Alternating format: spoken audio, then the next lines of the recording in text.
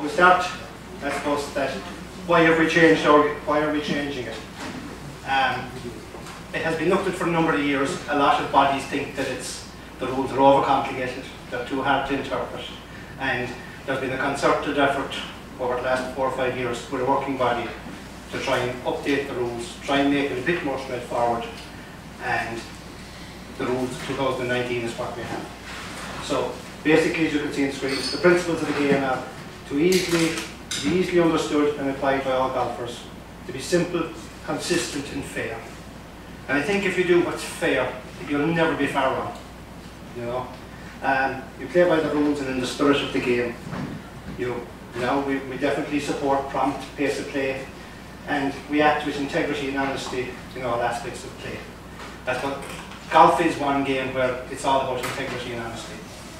You know, you govern yourself, you penalise yourself, and you know that is the start and the finish of it. There are different terminologies on the new rules from what we've all been used to up to now, and the main reason for this is that the rules are in, I think, 39 different languages worldwide. So not all of it translates perfectly with the words we had already. So as the film, it's lost in translation. So the idea behind this is to kind of get it more uniform worldwide.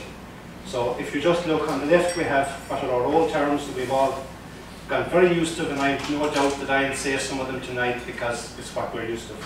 So on the left we had true degree, whereas now it's just a general area. We'll get to that in the next slide as what it is. Our teeing ground is our teeing area.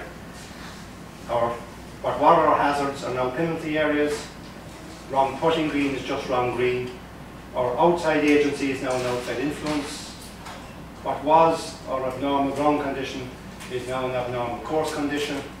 Casual water is now temporary water, which probably makes more sense because it's not there all the time. Our play prohibited in environmentally sensitive areas are no play zones. This is actually of benefit to a lot of clubs, because if you wanted an environmentally sensitive area before now, there was a lot to get it. You had to get the EPA, you had to get different things. Now you can declare an area in no play zones, which will make it easier for clubs, for committees, in marking of the course in areas they don't want to use, or they want to prohibit people.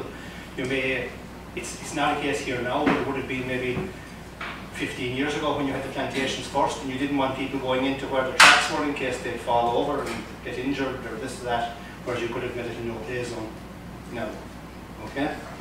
And at the bottom, our nearest point of relief, as it was, is now the nearest point of complete relief.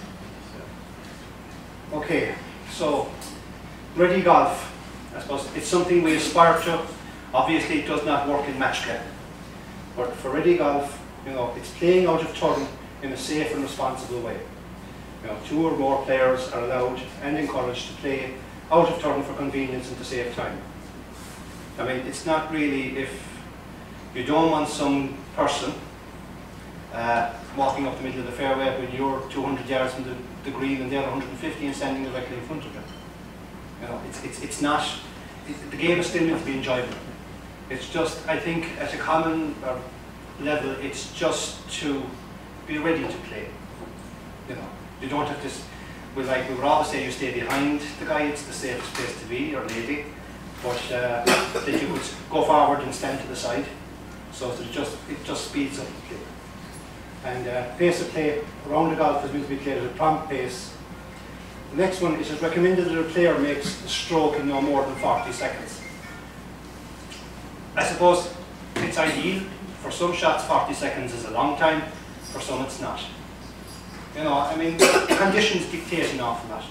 So, you make your best effort to play at a prompt pace. I'd be thinking, 40 seconds will come in cups and shields and tournaments, but for your casual golf, for your Sunday competition, just make an effort, like we always have, that your place is right behind the people in front of you, not just ahead of the people behind you. Okay, we get to our key areas of the course.